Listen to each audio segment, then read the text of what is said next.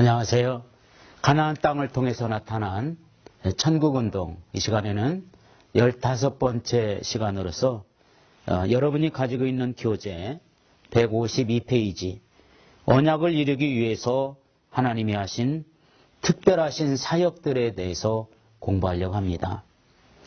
우리는 창세기 12장부터 여호수아까지 창세기 15장에 나타난 아브라함이 하나님과의 언약, 가나안 땅을 이루려고 하시는 하나님의 언약을 우리가 전부 다 역사 속에서 진행되어지는 사건들을 보았습니다. 성경은 이렇게 역사적인 사건을 기록하고 그것이 반드시 이루어졌다라고 소개하고 있습니다. 우리는 이런 역사적인 사건만을 보고서 하나님의 뜻을 전부 다 발견할 수가 없겠죠. 왜 그러냐면 역사라는 것은 하나님께서 이 땅에 사람을 통해서 하시는 일이기 때문에 그렇습니다. 그러면 그 역사 속에서 과연 하나님은 어떻게 일하시는가? 이런 것들을 이 시간에는 이제는 우리가 공부하려고 합니다. 그것을 우리는 하나님의 계시다 이럽니다. 현실 속에서 이루어지는 사건들 속에는 반드시 배후에서 어떠한 계시가 있어야만이 현실이 이루어지게 되는 것처럼 바로 하나님은 이 가나안 땅의 역사를 일으킬 때 배후에서 하나님이 하신 분명한 일들이 있습니다. 우리는 오늘 이제 이 시간부터는 그 일들을 공부하려고 합니다. 그래서 먼저 교재를 보시면 첫 번째 요셉을 애굽으로 보내시고 그 땅에 흉년을 불러오신 사건을 우리가 첫 번째로 공부하게 될 겁니다. 언약의 내용이 하나님이 진행시키셨는데 거기에는 때로는 기근, 그리고 흉년, 그리고 전쟁 이런 것들을 통해서 하나님의 뜻이 진행이 되는 역사가 일어나게 된 겁니다. 우리가 볼 때는 신앙, 오직 신앙으로만이 하나님의 역사가 진행되는 것이 그렇게 생각되지만 실제는 하나님은 우리의 신앙도 하나님이 사용하시고 때로는 세상에서 악한 자, 나쁜 자, 심지어 흑암과 어두움의 권세를 통해서도 하나님의 뜻을 진행시키고 있다는 것을 우리는 보았습니다.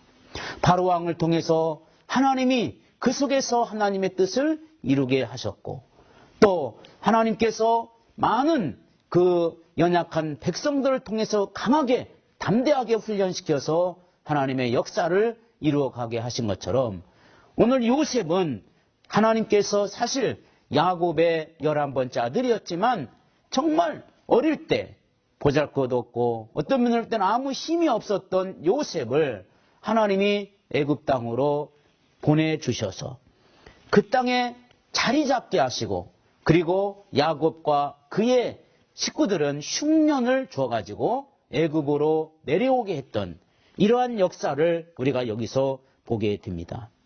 이러한 역사가 있는 이 역사는 단순히 역사 속에서 갑자기 일어난 것이 아니라 바로 아브라함에 주시는 하나님의 언약이 이루어지면서 나타나게 된 것임을 우리는 볼 수가 있죠.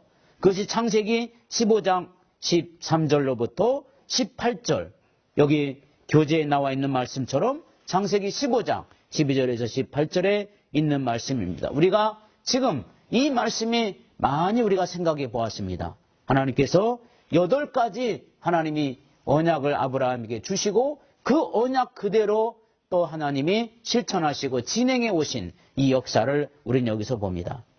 이런 말씀 속에서 하나님께서는 아브라함의 후손들이 가나안 땅을 유업으로 얻게 되기까지 제일 먼저 되어야 될 일들이 있었습니다. 그것이 뭐냐면 이방에서 계기되는 일이다 이렇게 말했죠. 그들을 지배하는 나라를 400년 동안 섬겨야 한다는 그런 내용.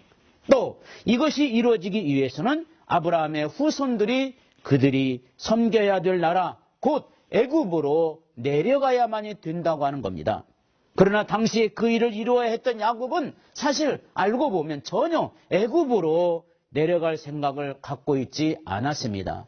그래서 거기에서 하나님이 주신 땅 여기가 나에게 주신 영원한 땅이라고 생각하고 애굽으로 갈 생각을 하지 않았던 겁니다. 그러나 애굽으로 가야 돼요. 가기 싫지만 가야 되는 것이 하나님의 뜻입니다. 이것이 바로 하나님의 역사요, 하나님의 뜻이 되는 겁니다. 우리 생각에는 그쪽으로 가는 것이 여러 가지 환경으로 보나 여건으로 보나 심지어 경제적으로 보나 정말 유익이 되지 않으니까 가지 않으려고 한 것입니다. 그러나 하나님은 이미 아브라함을 통해서 말씀하셨기 때문에 안 가면 안 되는 곳이었기 때문에 바로 하나님은 지금 야곱이 이 애굽으로 내려가야 됩니다.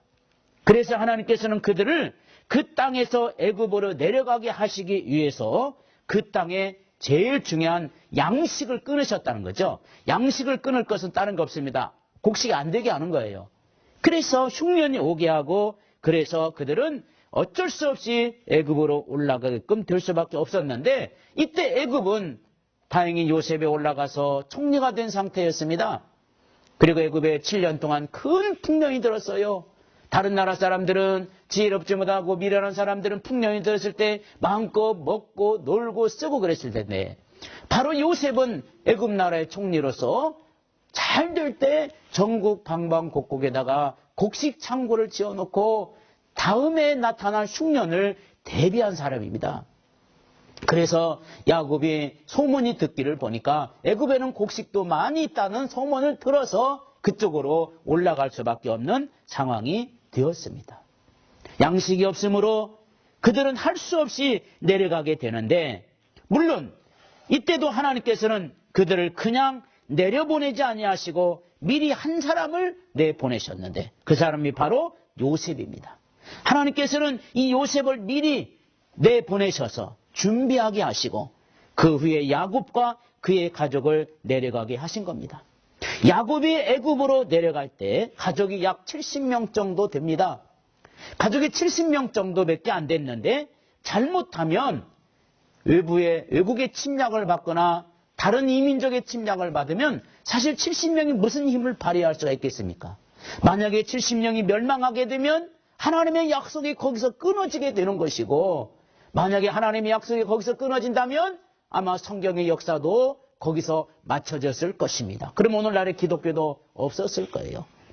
그래서 하나님께서는 멸망당할 수밖에 없는 그러한 힘, 너무 연약한 힘이 있었기 때문에 그 가족이 애굽에서 안전하게 거기서 정착할 수 있도록 하게 하려고 하나님은 요셉을 미리 그쪽으로 보내게 된 겁니다.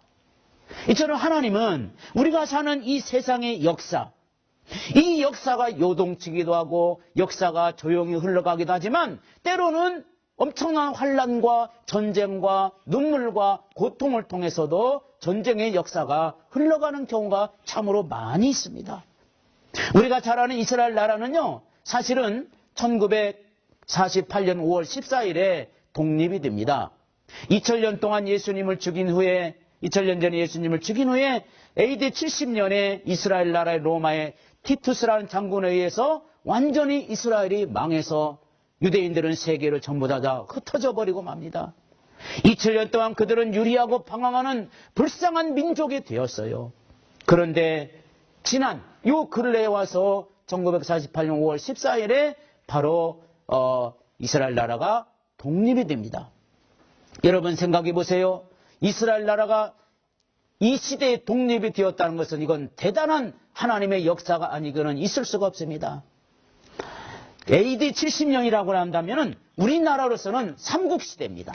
AD 70년이면 이때 이스라엘이 망한 때예요. 우리나라는 삼국시대 정도 됩니다. 고구려 시대가 가장 셌던 이런 시대였는데 아마 이때는 우리 한반도 지역에는 고구려의 주몽장군 그 밑에 수하들이 아주 이 한반도에서 말 타고 이랬던 그런 때였습니다. 근데 그 나라가 망했는데 2000년 후에 요 근세에 와서 그 나라 사람들이 다시 뭉쳐서 나라를 만들었다? 세상 어디를 보더라도 이런 나라는 없습니다. 그런데 이스라엘은 된 거예요. 없어졌던 AD 70년에 없어졌던 나라가 지난 1948년 5월 14일에 나라가 만들어졌는데 언어도 그대로 쓰죠. 문화도 옛날 처음에 70년대에 있었던 그 문화 그대로 쓰죠. 나라 이름은 또 어때요? 나라 이름도 그대로 쓰는 거예요. 뿐만 아닙니다. 국기도 지금 이스라엘의 국기도 원래는 다윗의 기입니다. 이렇게 해서 지금까지 이 이스라엘 나라가 이렇게 되어져 있었다는 것은 이거는 하나님이 특별히 역사 속에서 개입하시고 간섭하신다는 것을 알 수가 있습니다. 근데 이스라엘 나라가 독립될 때는 1차 대전은 바로 세계 1차 대전, 세계가 요동치게 되었죠. 온 세계가 전쟁을 하게 됩니다. 독일군과 또 연합군 사이에 수많은 전쟁이 일어났었습니다. 이 1차 대전은 사실은 유대인들이 돌아올 수 있는, 나라를 만들어 놓을 수 있는 배경이 만들어진 전쟁이었습니다. 세계가 여러 가지로 수많은 사상자가 나고 수많은 사람들이 죽게 되었지만 결국은 그 사건을 통해서 2000년 전에 없어졌던 나라 이스라엘이 다시 만들어지는 놀라운 계기의 배경을 만들어 놓는 1차 대전의 역사가 일어나게 된 겁니다. 그리고 2차 대전이 1945년도에 끝납니다. 이때는 2차 대전은 뭐냐? 바로 유대인들이 독립하게 되는 배경을 만들어 놓은 이런 전쟁이 바로 2차 세계대전입니다. 이때 영국이 지금의 이스라엘 땅을 지배하고 식민지로 삼고 있었는데 영국이 물러갑니다. 그리고 이스라엘 나라는 독립이 됩니다. 하나님의 은혜로 없어졌던 나라가 다시 이렇게 만들어지게 된 겁니다. 그러니 여러분, 역사라고 하는 것은 우리가 사는 지금도 우리 역사 속에서 지금 진행되고 있습니다. 지금 우리가 사는 이 시대, 이 시간, 이게 하나님이 보실 때 역사를 흘러가고 있는 한 과정이 있는 겁니다. 역사는 뭐냐? 하나님 나라 운동을 이루어가기 위한 하나님의 통치하심 속에서 벌어지는 과정입니다. 그러므로 역사가 아무리 흔들려도 우리는 당황할 필요가 없습니다. 그때 행여라도 하나님을 원망하지 말고 묵묵히 내가 맡겨졌던 일들을 준비하고 때로는 열심을 향하여 그 다음을 향하여 갈 수 있는 시대적인 하나님의 일꾼들이 되는 것이 오늘 우리가 가져야 될 아주 중요한 사명입니다. 요셉이 바로 그런 사람이었습니다. 하나님이 불러갔다 이 말이에요. 하나님이 애굽으로 데리고 내려간 겁니다. 그래서 그 사람 요셉은 하나님이 미리 준비하시고 보내셔서 그리고 그 위에 야곱과 그 가족을 그 요셉을 통해서 내려가게 이렇게 해 놓은 겁니다. 이런 일에 대해서 창세기에는 이런 얘기는 안 나와 있지만 지금 우리가 생각하는 이런 내용을 시편에서는 정확하게 우리에게 기록하고 있음을 우리는 다시 한번 찾아볼 수 있었으면 좋겠습니다. 시편 105편을 한번 찾아보겠습니다. 시편 105편 8절부터 한번 보겠습니다. 이 시편 105편은 역사적인 내용인데 창세기 12장에서부터 여호수아 24장까지의 이르기까지의 그 가나안 땅을 중심으로 아브라함과 맺은 하나님의 언약이 얼마나 배후에서 신실하게 이루어져 왔는지를 다루면서 더 큰 일을 행하신 하나님을 찬양하자라고 경배하는 노래입니다. 그래서 시편 105편 8절부터 우리가 한번 볼 터인데 이 말씀 속에 하나님께서 어떻게 역사를 통치하셨는가, 특별히 요셉의 역사, 이스라엘의 고대 역사를 어떤 식으로 통치하셨는가를 시편 기자는 분명하게 자세하게 말씀하고 있는 것을 알게 됩니다. 8절 한번 말씀 보겠습니다. 그는 그의 언약 곧 천대에 걸쳐 명령하신 말씀을 영원히 기억하셨으니, 하나님께서 그 믿음의 사람들에게 위대한 뜻을 이루어갈 때 꼭 말씀을 통해서 일한다는 거죠. 아브라함의 후손들이 뭘 기억했다고요? 천대까지 명하신 하나님의 말씀을 기억했다. 말씀을 기억하는 자는 절대로 걸식함을 당하지 않습니다. 오늘 우리는 하나님의 말씀이 우리의 능력이 될 줄로 믿고 그 말씀을 쫓아가는 자가 실패한 적이 없습니다. 신분주의자들이 가다가 고통과 시험과 어려운 일은 있었지만 망한 자는 없습니다. 그러나 인본주의자들이 세상에서 소돔과 고모라 성처럼 최고의 발달을 하고 엄청난 발전을 일으켰지만 결국은 이 땅에 남은 건 아무것도 없습니다. 결국은 하나님의 말씀을 쫓아갔던 신분주의자들의 그러한 마지막 모습은 영광과 종교의 모습으로 언제나 맞췄다는 것을 우리는 기억하셔야 됩니다. 그 다음에 9절 보겠습니다. 9절은 이것은 아브라함과 맺은 언약이고 이삭에게 하신 맹세며 아브라함과는 언약으로 다 약속이고 그 다음에 이 약속이 계속 이루어질 수 있어 또 우리 지키자 한 게 이삭이라는 거예요. 이삭에게 하신 맹세며 어떻게 맹세했을까요? 우리는 새끼손가락을 이렇게 서로 걸면서 맹세하듯이 하나님이 아브라함에게 주신 이 언약을 아들 독자 이삭 100년에 걸쳐서 제자 한 사람 딱 만들어서 그것도 자기 아들. 이 아들이 자기 제자요. 평생을 한 사람 아브라함 그렇게 믿음 좋고 신앙 좋고 축복의 조상 믿음의 조상 그렇게 믿음 좋은 사람도 아들 한 사람 그것도 자기 아들 제자 만들어 놓았다고 했단 말이에요. 100년 동안 목회했는데 100년 동안 하나님 일했는데 한 사람 딱 만들어 놨으면 아마 우리 같으면 다 실패한 목회자요. 실패한 성도라고 또 실패한 교회라고 이렇게 다 말할 겁니다. 그러나 아브라함이 실패했습니까? 아브라함은 한 사람 제자 만들어 놓고 그는 때가 되니까 갔습니다. 바로 그 얘기입니다. 그래서 아브라함에게는 언약이요 이삭에게는 하신 맹세며 그 다음 절을 보시면 10절 야곱에게 세우신 율례 곧 이스라엘에게 하신 영원한 언약이라. 야곱에게는 율례라는 말을 씁니다. 지켜야 된다는 뜻이 율례라는 것은 다른 게 아닙니다. 시행하는 법을 율례라고 그럽니다. 십계명을 돌판을 모세가 받은 것은 하나님과 언약이라면 그것을 지켜야 될 성도들의 그 말씀을 지키는 모습을 이것이 바로 율례요 법도다 이렇게 얘기합니다. 그러므로 율례는 시행하는 그런 자체를 말하는데 누가 시행했다고요? 야곱이 그걸 시행하는 거예요. 그래서 오늘 하나님께서 이 아브라함과 이삭에게는 약속으로 맹세로 주셨지만 그 약속의 말씀을 실천에 옮긴 자가 누구라고요? 야곱입니다. 그래서 가나안 땅이 있었지만 애굽으로 내려가는 것이 바로 시행하는 것이잖아요. 그게 율례라는 겁니다. 어떤 율례를 지켰어요? 11절에 보면 이르시기를 내가 가나안 땅을 내게 주어 너희에게 할당된 소유가 되게 하리라 하셨도다. 그때 그들의 사람 수가 적어 몇 사람이었다고요? 70명 정도밖에 안 됐습니다. 70명 가지고 세계 역사를 주름잡고 일해 나가야 될 하나님의 백성을 사실 그때는 불가능했을 겁니다. 그래서 하나님의 애굽에다 갖다 보호해 준단 말이에요. 400년 동안이나 보호해주고 나중에 400년 되니까 엄청나게 많은 이스라엘 숫자가 많아서 바로왕이 감당을 못하니까 나중에는 심지어 애를 낳는 사내 아이는 족족 나면 다 죽여버리라고 하는 명령까지 내릴 정도였다 이 말이에요.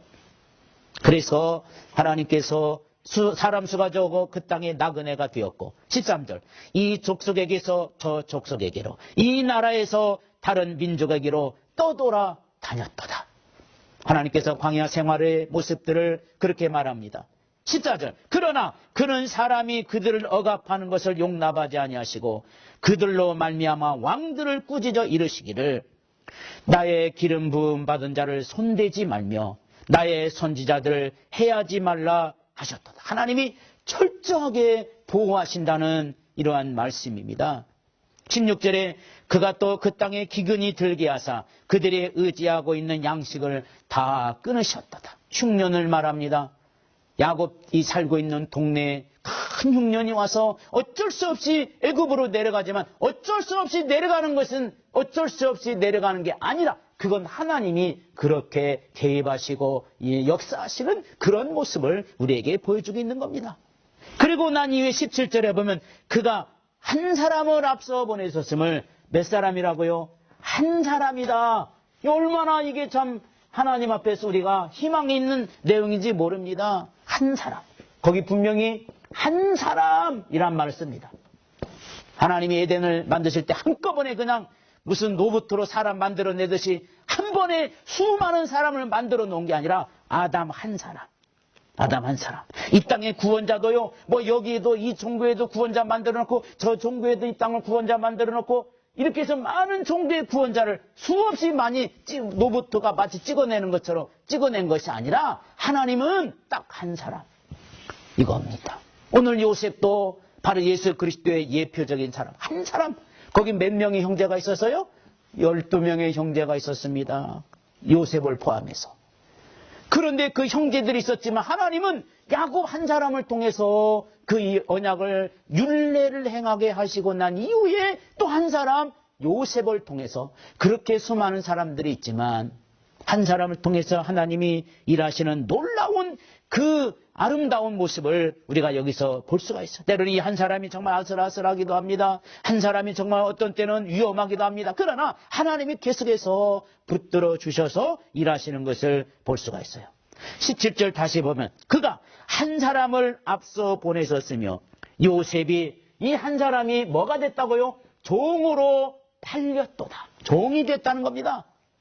이 사람이 막 위대한 사람으로 하나님이 슈퍼맨으로 만들어 놓은 게 아닙니다.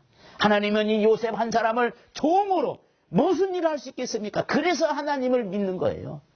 종으로서 살다 보니까 얼마나 불편합니까? 밑에서부터 하나씩 전부 다 하나씩. 그거를 섬김의 모습입니다.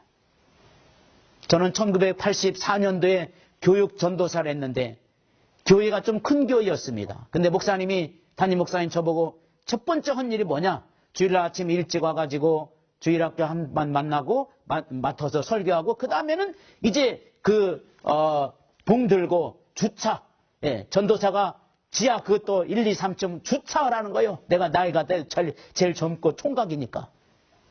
그래서 아멘하고 했는데 한 두어 달은 기쁜 마음을 했습니다. 3달째 되는데 갈등이 오는 거예요. 이거 전도사가 말이야.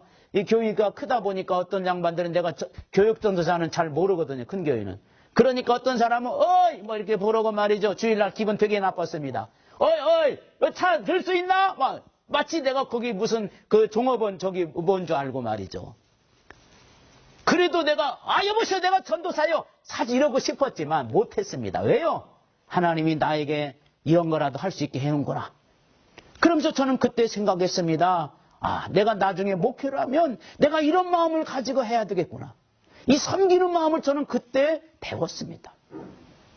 전도사가 그래도 막 거룩하게 양복 입고 막 설교나 하고 사람들에게 존경을 받고 나는 그렇게 생각하고 솔직히 말해서 신학교 2학년 때 전도사 처음으로 들어갔는데 그럴 줄 알았는데 그게 아닌 거예요.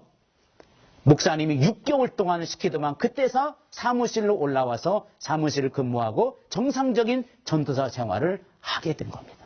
저는 그때 목사님이 너무 서운했었습니다. 6개월 동안은. 근데 지금 저는 그걸 보니까 그때 그 가장 낮은 자리에서 일했던 것이 제 목회에 또 제가 신앙생활하면서 아주 굉장히 큰 도움이 되고 있는 것을 저는 지금도 많이 느끼고 있습니다. 뭘로 팔렸다고요? 요셉을 말이죠. 하나님이 종으로 팔아버렸어요. 이 사람이요 종될 사람입니까? 야곱의 사랑스러운 아들이었습니다. 아니 하나님의 뜻을 이뤄가고 하나님의 계획을 이뤄가야 될 이 사람이 요셉이 종으로 팔렸도다. 이것이 여러분 그에게는 정말 인간적으로 볼 때는 감당할 수 없는 것이었지만 하나님이 그런 자리에 놓는 자리이기 때문에 그는 불평 없이 원망 없이 그 자리로 들어가게 된 겁니다. 8절을 봅니다. 그의 발은 착고를 차고 그의 몸은 쇠사슬에 매였으니 그가 지금 쇠사슬에 차였다 이 말은 지금 감옥에 들어갔다 이 말이에요. 보디발의 아내 때문에 억울한 누명을 쓰고 지금 지하 감옥에 들어가 있는 겁니다. 얼마나 답답한 현실입니까? 얼마나 이렇게 불안한 현실이요. 앞날은 어떻게 될지 아니면 언제 어느 때 나오라고 해서 교수형으로 죽을지 모르는 그러한 불안과 염려의 그러한 삶이었지만 그는 하나님과 같이 있었다고 성경은 기록하고 있습니다. 그리고 19절을 봅니다. 곧 여호와의 말씀이 응할 때까지라 그의 말씀이 그를 단련하였도다. 하나님의 말씀이 이때까지다 이 말을 우리에게 말씀하고 있어요. 8절에 보면 우리는 이미 처음에 그는 그의 언약과 천대에 걸쳐 명령하신 말씀을 영원히 기억하셨으니 즉 하나님의 말씀이 이루어질 때까지만 요셉이 고생을 하고 눈물의 밥을 먹고 또 여러 가지 억울한 누명을 쓰고 이러한 경우를 당하게 되었다 하는 겁니다. 그러면서 오늘 여기 19절에 그의 말씀이 그를 단련하였도다. 하나님의 말씀은 우리에게 좋은 거, 편한 거, 자유로운 거 우리는 보통 그 말씀 좋아하죠. 보통 우리가 하나님의 말씀을 들려주기를 원하는 사람들, 하나님의 말씀을 듣기를 원하는 사람들, 정말 좋은 말씀, 이거를 사람들이 다 좋아하고 또 듣기를 원합니다. 그러나 하나님의 말씀은 때로는 우리를 책망하기도 하고 부담 주기도 하고, 하나님의 말씀이 내가 정말 몸소 순종할 수 없는 말씀이 우리 가운데 때로는 많이 옵니다. 그럴 때마다 말씀이 나를 단련하는구나, 이렇게 믿고 그 말씀대로 순종하면 우선 기쁨이 오고요, 그리고 축복이 오고요, 말씀을 순종하면 내가 영적으로 평안이 오게 됩니다. 그리고 환경이 완전히 바뀌게 되는 거예요. 순종해 보시면. 20절에 봅니다. 왕이 사람을 보내어 그를 석방하며 묵백성의 통치자가 그를 자유롭게 하였도다. 술 맡은 관원장이 꿈을 해석을 해주니까 이 사람이 가가지고 자기 복직이 되어서 잊어버렸었지만 바로왕이 꿈을 꾸었어요. 그 꿈을 알지 못하니까 이 술 맡은 관원장이 내가 옛날에, 내가 전에 감옥에 있을 때 내 꿈을 해석해 준 히브리 청년 하나가 있었는데, 술 맡은 관원장이 옆에 있는 왕에게 그걸 알리니까 왕은 당장 그를 데려오라고 그래서 그 꿈을 해석을 해주는데, 요셉이 정말 하나님이 주시는 계획이라고 말하면서 그 꿈을 해석을 해주었다는 그런 뜻입니다. 그래서 통치자가 그를 자유롭게 하였도다. 21절. 그를 그의 집의 주관자로 삼아 그의 모든 소유를 관리하게 하고 그의 뜻대로 모든 신하를 다스리며 그의 지혜로 장로들을 교훈하게 하였도다. 이에 이스라엘이 애굽에 들어가며 야곱이 함의 땅에 나그네가 되었도다.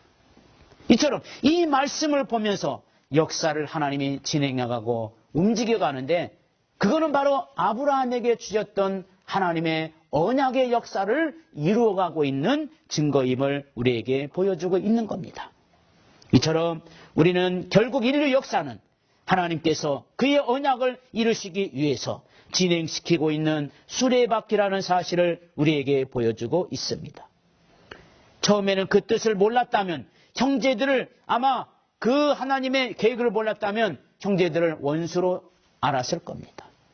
그러나 이 땅에서 이루어진 어떤 일만 보지 말고 하나님이 하시는, 배후에서 역사하시는 위대한 하나님의 일을 우리는 볼 수 있어야 됩니다. 하나님은 지금도 그의 언약을 이루어가고 있습니다. 지금도 하나님은 우리와 여러분 모두의 우리의 삶에 또 우리의 역사 속에 지금도 등장하셔서, 때로는 나쁜 일도 있고 좋은 일도 있지만 그 속에서 하나님이 우리를 영원한 나라에까지 데려가기 위한 하나의 과정일 뿐입니다. 그러므로 여러분 이렇게 명심하십시오. 지금 당하는 일은 과정일 뿐이다. 요셉을 통해서 역사하신 하나님, 오늘 여러분의 삶 속에서도 분명히 어떤 일을 당하고 있습니까? 좋은 일을 당하고 있습니까? 과정입니다. 오래 못 갑니다. 슬픈 일 당하고 있습니까? 과정입니다. 오래 안 갈 겁니다. 하나님이 우리에게 주시는 모든 개인의 역사, 나라의 역사, 세계의 역사는 알고 보면 하나님의 손 안에 다 있는 겁니다. 그 역사는 과정일 뿐입니다. 오늘의 하루의 삶이 하나님이 특별하신 과정임을 명심할 수 있기를 바랍니다. 다음 시간에 또 뵙겠습니다. 감사합니다.